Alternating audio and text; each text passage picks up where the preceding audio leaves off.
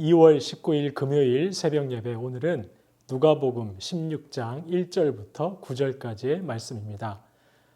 오늘 하나님께서 저에게 주시는 말씀, 누가복음 16장 1절부터 9절까지의 말씀 제가 봉독해 드리겠습니다.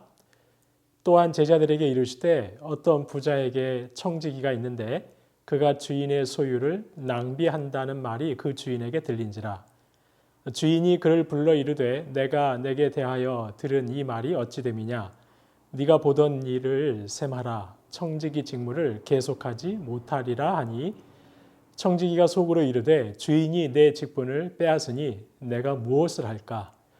땅을 파자니 힘이 없고 빌어먹자니 부끄럽구나. 내가 할 일을 알았도다. 이렇게 하면 직분을 빼앗긴 후에 사람들이 나를 자기 집으로 영접하리라 하고, 주인에게 빚진 자를 일일이 불러다가 먼저 온 자에게 이르되 네가 내 주인에게 얼마나 빚졌느냐. 말하되 기름 100마리니이다. 이르되 여기 내 증서를 가지고 빨리 앉아 50이라 쓰라 하고, 또 다른 이에게 이르되 너는 얼마나 빚졌느냐. 이르되 밀 100석이니이다. 이르되 여기 내 증서를 가지고 80이라 쓰라 하였는지라. 주인이 이 옳지 않은 청지기가 이를 지혜 있게 하였으므로 칭찬하였으니, 이 세대의 아들들이 자기 시대에 있어서는 빛의 아들들보다 더 지혜로움이니라. 내가 너희에게 말하노니 불의의 재물로 친구를 사귀라. 그리하면 그 재물이 없어질 때에 그들이 너희를 영주할 처소로 영접하리라. 아멘. 네, 요즘 많은 분들이 주식 투자를 한다고 합니다. 은행 금리가 워낙 낮은 탓도 있고, 부동산 투자를 할 만큼 돈이 많지 않은 젊은이들도 접근하기가 어렵지 않기 때문에 주식 열풍이 불고 있다고 합니다. 지금 가지고 있는 재물을 잘 관리하고 활용해서 앞날을 준비하려는 것이겠죠. 성도님 여러분, 그렇다면 과연 그리스도인들은 하나님께서 주신 재물을 어떻게 활용해야 하는 것일까요? 오늘 본문 예수님께서 그에 대한 말씀을 주고 계십니다. 오늘 본문은 불의한 청지기 비유인데요. 불의한 청지기 비유는 주인의 재산을 낭비하여서 해고될 위기에 놓인 청지기 이야기입니다.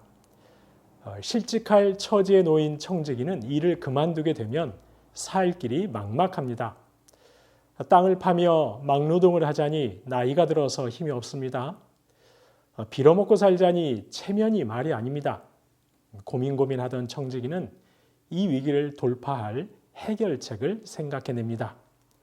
해고되어도 먹고 살 길을 찾아낸 것입니다. 그것은 주인에게 빚진 자들을 다 불러서 빚의 일부분을 탕감해 주는 것입니다. 이 방법이 해고된 이후 청지기에게 살 길이 되는 까닭은 당시의 문화 때문입니다. 지금도 그렇지만 당시에는 누군가에게 호의를 받은 사람, 즉 신세를 진 사람은 반드시 그 신세 진 것을 갚아야 하는 문화였습니다. 사실 청지기가 자신의 재량으로 주인에게 빚진 자들의 빚 일부를 탕감해 주면 그 빚진 자들은 이 청지기에게 신세를 지게 되는 것입니다. 엄밀하게 보면 주인에게 감사할 일이고 주인에게 신세를 진 것이지만, 실은 청지기는 주인의 모든 재산을 관리할 수 있는 권한이 있는 사람입니다. 그런 청지기가 자신의 권한으로 결정해서 탕감해 주었으니 실은 청지기에게 호의를 받은 것이죠. 청지기에게 보답해야만 하는 상황이 되는 것입니다. 게다가 탕감받은 빚이 그냥 돈 몇 푼이 아닙니다. 본문에 보니까 기름 50말, 밀 20석을 탕감받았습니다. 요즘으로 환산하면 적어도 3천만 원에서 5천만 원 정도 되는 금액을 탕감받은 것입니다. 꽤 큰 금액이죠. 더구나 본문에는 탕감받은 이가 2명만 언급되어 있지만 5절 말씀에 보니까 빚진 자를 일일이 불러다가 빚을 탕감해 주었다고 합니다. 자신이 해고당한 후 자신에게 보답해야 하는 사람들을 되도록 많이 만들어 놓은 것입니다. 한마디로 주인의 재산을 가지고 자신의 미래를 완벽하게 준비해 놓았던 것입니다. 이제는 청지기의 자리에서 쫓겨나더라도 두려울 것이 없게 된 것이죠. 그런데 이런 청지기를 보고 주인이 칭찬합니다. 8절 상반절 말씀입니다. 주인이 이 옳지 않은 청지기가 일을 지혜 있게 하였으므로 칭찬하였으니, 주인에게 있어서 이 청지기는 여전히 불의한 청지기입니다. 먼저는 재산을 낭비하더니 이제는 주인의 재산을 가지고 자기의 실직 이유를 대비하고 있으니까 주인 입장에서 보면 불의한 청지기가 맞습니다. 그런데 주인은 오히려 이 일을 지혜 있게 하였다고 칭찬하고 있습니다. 바로 청지기는 자신의 미래를 준비하는 데에서만큼은 아주 영특하고 민첩했던 것입니다. 주인은 지금 청지기의 도덕적 태도를 판단하는 것이 아닙니다. 청지기는 비록 주인의 재물이지만 자신의 내일을 위해 그 재물을 어떻게 사용해야 하는지를 잘 알고 있었던 것입니다. 주인은 청지기의 그런 재빠른 조치를 칭찬하고 있는 것이죠. 그리고 예수님께서 이 비유를 통해 말씀하시고자 하는 교훈 역시 바로 이 부분입니다. 오늘 본문 9절 말씀을 보시겠습니다. 내가 너희에게 말하노니 불의의 재물로 친구를 사귀라. 예수님께서는 우선 재물을 불의하다고 하십니다. 돈은 사람들에게 돈이 최고라는 잘못된 확신을 심어줄 수 있습니다. 하나님이 아니라 돈을 숭배하도록 미혹하는 힘이 있습니다. 그래서 하나님 입장에서 보면 돈은 불의한 것이죠. 하지만 주님께서는 그 불의한 재물로 다른 일이 아닌 친구를 사귀라고 하십니다. 청지기가 재물을 가지고 자신의 실직 이유를 책임져 줄 친구를 사귄 것처럼 재물을 그렇게 사용하라는 것입니다. 자신의 미래를 준비하는데 활용하라는 것이죠. 그럼 그리스도인에게 있어서 이 미래는 어떤 미래일까요? 물론 당장 눈앞에 놓인 앞날 역시 미래입니다. 하지만 주님께서 말씀하시는 미래는 조금 다릅니다. 9절 하반절을 보시면 그리하면 그 재물이 없어질 때에 그들이 너희를 영주할 처소로 영접하리라. 주님께서 말씀하시는 미래는 저희가 흔히 말하는 이 땅에서의 앞날이 아닙니다. 바로 영주할 처소입니다. 영원히 거할 처소입니다. 재물이 없어질 때, 즉 재물이 더 이상 쓸모가 없는 때, 바로 죽음 이후를 말하는 것이죠. 죽음 이후의 때를 위해서 재물을 가지고 친구를 사귀어라. 그러면 너희에게 호의를 받은 그 친구들이 죽음 이후에 너희를 영원히 거할 처소로 영접해 갈 것이다는 말씀입니다. 죽음 이후의 미래를 준비하라는 것이죠. 그렇다면 주님께서 죽음 이후의 미래를 위해 재물로 친구를 사귀라고 하셨는데 저희는 구체적으로 누구에게 호의를 베풀고 친구로 사귀어야 하는 것일까요? 그리스도인이 친구로 사귀기 위해 재물을 사용해야 할 대상은 누구인 것일까요? 성도님 여러분, 오늘 본문 불의한 청지기 비유는 누가복음에만 나오는 말씀입니다. 누가복음 12장에 나오는 어리석은 부자 이야기, 또 내일 본문인 부자와 나사로 말씀 같은 경우도 다른 복음서에는 없고 누가복음에만 나오는 말씀입니다. 그런데 이렇게 누가복음에만 나오는 사건과 비유를 통해 예수님께서 말씀하시고자 하는 것이 있는데요. 그것이 무엇이냐 하면 바로 성도가 가난한 자들을 어떻게 대하느냐의 여부가 그의 마지막 때 하나님 앞에서의 운명과 연결되어 있다는 사실입니다. 성도님 여러분, 이 부분을 신학적으로 접근하지 않으셨으면 좋겠습니다. 예수님께서 말씀하시는 것을 있는 그대로만 살펴보시면 좋겠습니다. 누가복음은 다른 복음서에 비해 가난한 자들에 대한 환대를 유독 강조하는 복음서입니다. 그리고 오늘 비유를 비롯해 누가복음에만 나오는 내용들을 통해 예수님께서 말씀하시고자 하는 것은 분명합니다. 그리스도인이라면 가난하고 약한 자들을 환대해야 한다. 그렇게 할 때 이 땅에서의 생명이 다하고 하나님 앞에 섰을 때 너희에게 환대받은 그 가난한 자들이 너희를 영원한 처소로 영접할 것이다. 성도님 여러분, 저희가 세상을 살면서 하나님께서 주신 재물을 가지고 실직이나 은퇴 이후를 준비하는 것은 중요한 일입니다. 지혜롭게 잘 준비해야 합니다. 그런데 주님께서는 저희에게 재물 사용에 있어서 보다 근본적인 부분을 말씀하고 계십니다. 바로 영주할 처소를 준비하는 데에 사용하는 것입니다.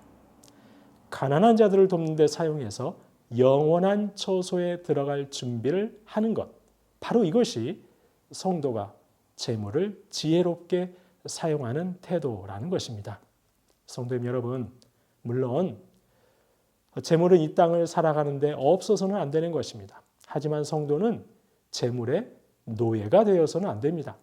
하나님이냐 재물이냐 선택의 순간 늘 하나님을 택할 수 있어야 합니다. 그리고 무엇보다 오늘 말씀처럼 재물로 친구를 사귀어야 합니다. 아무리 환대를 베풀어도 신세를 갚을 만한 능력이 없는 그런 가난한 사람들, 되갚을 능력이 없는 소외된 사람들에게 재물을 나누고 그들을 친구로 삼아야 합니다. 저와 여러분이 이렇게 하나님이 주신 재물을 가지고 친구를 사귀셔서 마지막 때 하나님 앞에 섰을 때 칭찬 받으실 수 있기를 소망합니다. 저와 여러분을 통해 많은 소외된 자들이 하나님의 은덕을 입는 놀라운 일들이 있기를 주님의 이름으로 축원합니다. 주신 말씀 기억하면서 기도하겠습니다. 하나님께서 저희에게 주신 재물을 영원한 처소를 준비하는 데 사용하는 저희가 되게 하옵소서. 가난하고 소외된 자들을 환대하여 재물로 친구를 사귈 수 있는 저희가 되게 하옵소서. 그런 저희를 통해 물질 때문에 애통하는 이들이 조금은 줄어들게 하시고 공의의 하나님 나라가 이루어지는 역사가 있게 해달라고 이 시간 주신 말씀 기억하면서 함께 기도하겠습니다.